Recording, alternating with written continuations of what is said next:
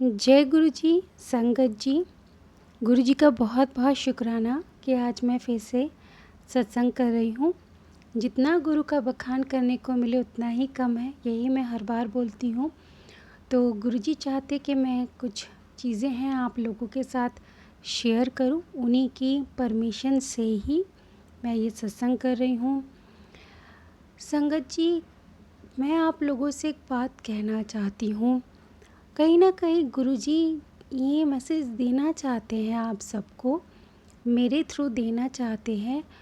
और वो ये मैसेज है कि मैं भी एक टाइम पे मैनिफेस्टेशन में बहुत ज़्यादा बिलीव करती थी, और मैं मानती हूँ कि मैनिफेस्टेशन करने से चीज़ें मिलती भी हैं, नो डाउट, इसमें कोई डाउट नहीं है। अगर आप सच्चे मन से मैनिफेस्ट करते हैं तो वो चीज़ें आपको ज़रूर मिलती है।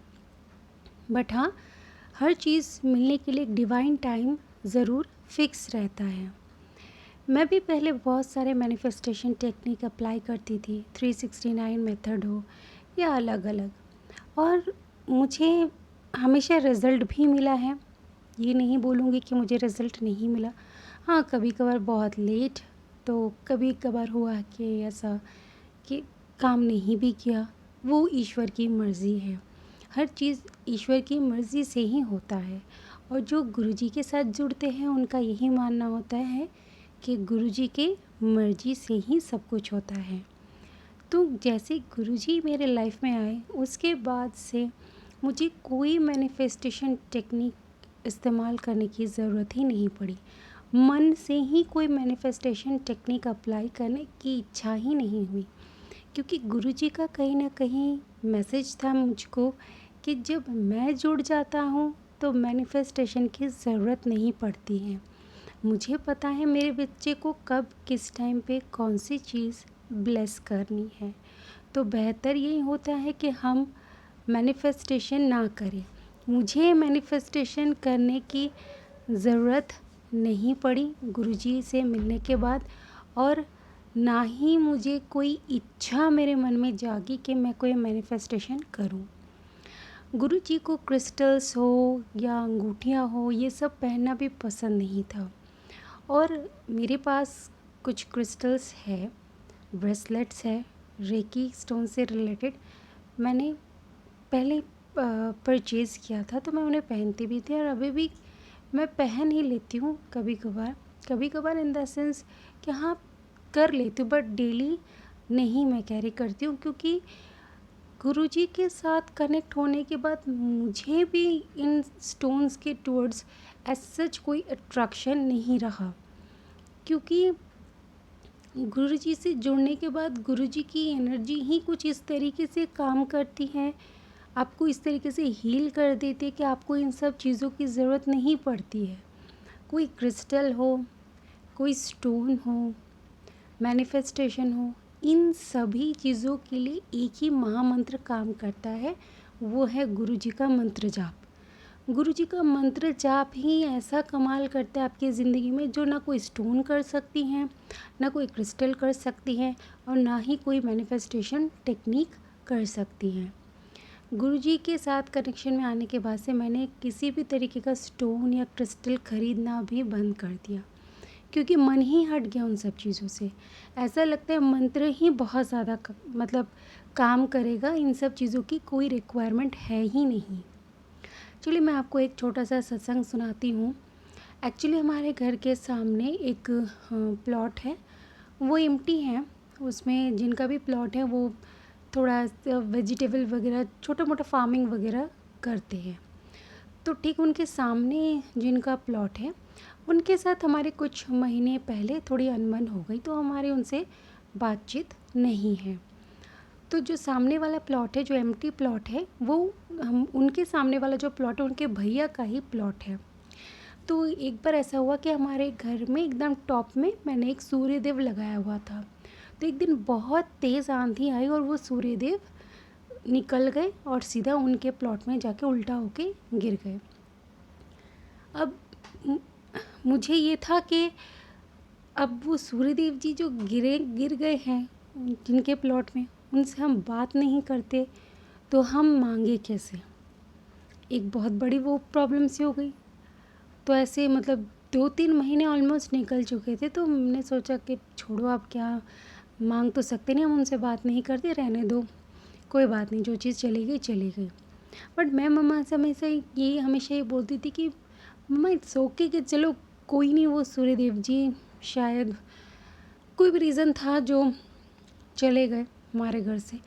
बट वो उल्टे होके गिरे हुए, तो मुझे इतना बुरा लगता है कि सामने वाली जो लेडी है उस प्लॉट में एंटर होती हैं, पौधों में पानी देना या जो भी करती है, बट वो कभी भी सूर्यदेव को उठा के, इतना नहीं होता उनसे कि उठा के जो बाउंड्री है उसके ऊपर रखते। वो तो भगवान जी हैं, एंड बीइंग अ ह्यूमन आप में इतने तो वो होना चाहिए कि एक भगवान जी इस तरीके से उल्टे होके पड़े हुए, आप में इतनी तो एक मॉरल वैल्यू होनी चाहिए कि हम उन्हें उठाकर सेफली प्लेस कर दें। चलिए हम उनसे बात नहीं करते, रिटर्न नहीं कर रहे, बट आप सेफली रख तो सकते थे।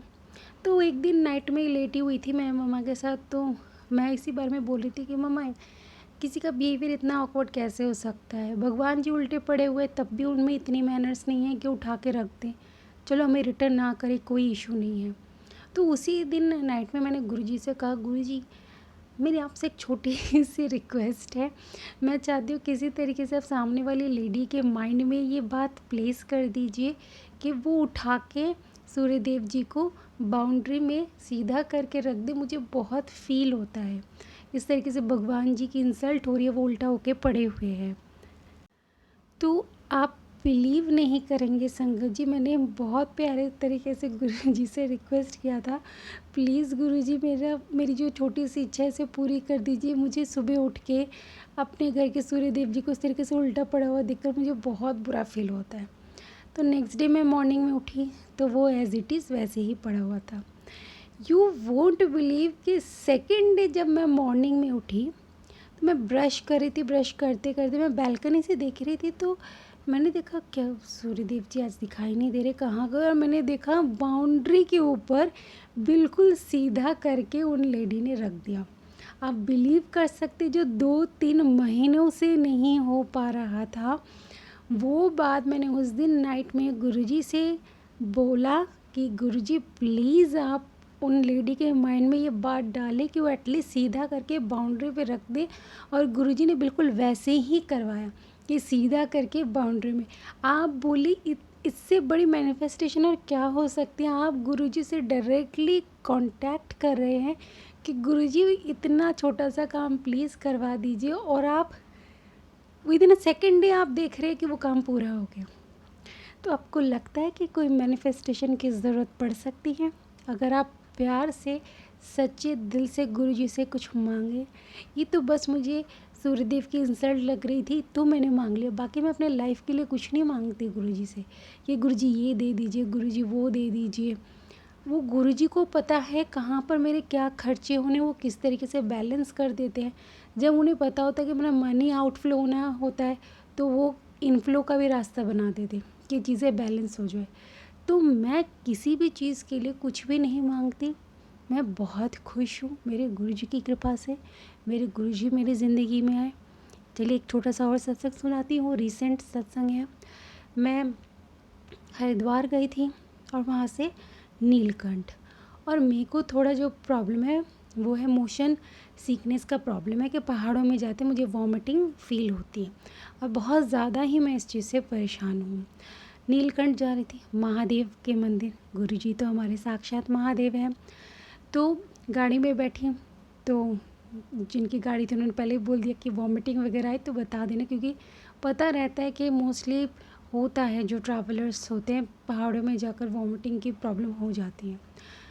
तो चलना शुरू हुआ, कुछ देर गए एंड देन मुझे सडनली फ़ील होना शुरू हुआ। तो गाड़ी रोकने के बाद वॉमिटिंग कर भी ली। उसके बाद जब बैठी तो मैं गुरुजी को कंटिन्यूसली बोलने शुरू कर दिया मैंने, गुरुजी प्लीज़ बचा लीजिए, ये चीज़ मुझे बहुत प्रॉब्लम करती है, बहुत ज़्यादा। मेरी सिस्टर ने कहा जल प्रसाद तो है, मैं कैरी कर रही थी जल प्रसाद, तो उसने कहा कि 3 बार मंत्र जाप करके जल प्रसाद पी ले, सब अच्छा हो जाएगा। तो मैंने वैसा ही किया, जल प्रसाद पिया, 3 बार मंत्र जाप किया, और उसके बाद मैं कंटिन्यूसली मंत्र जाप करती रही। मैं बहुत ही आसान तरीके से मैं बिल्कुल डेस्टिनेशन तक पहुंच गई, मुझे कोई प्रॉब्लम नहीं हुई। इनफैक्ट आते टाइम मुझे था कि लंच करूँगी तो डर लग रहा था दोबारा वॉमिटिंग का, तो मैंने बहुत ही हल्का सा लंच किया और मैं गुरुजी से बोलने लगी, गुरुजी सेफली मुझे नीचे पहुंचा दीजिए, मुझे थोड़ा सा डर लग रहा है। गाड़ी में बैठने से पहले मैंने फिर से 3 बार मंत्र जाप किया, पानी पिया, पूरे रास्ते मंत्र जाप करते हुए आई। हाँ, एक टैबलेट भी मैंने लिया था, बट वो कहते हैं ना गुरुजी कि दवाई भी तब काम करती है जब मैं ब्लेस करता हूँ तो वाकई में वैसा ही हुआ, उन्होंने ब्लेस किया। और उस दिन नीचे उतरते टाइम मैं लिटरली मैं ये सोच रही थी कि वॉमिटिंग क्या होती है, या दिमाग सर घूमना, या ये सब फील होना, ये किसे कहते हैं। इस तरीके से गुरुजी ने उस दिन मेरी लाइफ में चमत्कार किया, वरना मैं पहाड़ों पे चढ़ूं और नीचे उतरूं और वॉमिटिंग ना हो, मेरी तबीयत ख़राब ना हो, ऐसा कभी नहीं हुआ, लाइफ में कभी नहीं हुआ। लेकिन नीलकंठ से आते टाइम गुरुजी का ऐसा चमत्कार था, मैं बिल्कुल फिट, विदाउट एनी वॉमिटिंग, कोई मूड सिकनेस की प्रॉब्लम ही नहीं हुई। मैं इतने अच्छे तरीके से उतरी, सच में मुझे बिलीव नहीं हो रहा था कि मैं हूँ, कि मैं ऐसे उतर गई बिना किसी परेशानी के। तो ऐसा कौन कर सकता है, हमारे गुरुजी कर सकते हैं ना। तो गुरुजी का नाम जाप करते हुए सत्संग को यहीं समाप्त करती हूँ। मिलूँगी किसी दूसरे सत्संग में। तो मेरे साथ बोलिए, जय गुरुजी, जय गुरुजी, जय गुरुजी, शुक्राना गुरुजी, अनंतम शुक्राना, अनंतम शुक्राना, अनंतम शुक्राना। संगत जी, सत्संग करते समय यदि मुझसे कोई गलती हो गई हो तो मुझे माफ़ कर दीजिएगा। गुरुजी की बच्ची हूँ, छोटी मोटी गलतियाँ हो जाती हैं तो दिल से माफ़ी मांग लेती हूँ। गुरुजी से भी माफ़ी मांग लेती हूँ, गुरुजी यदि कुछ गलती कर दी है तो मुझे माफ़ कर दीजिएगा।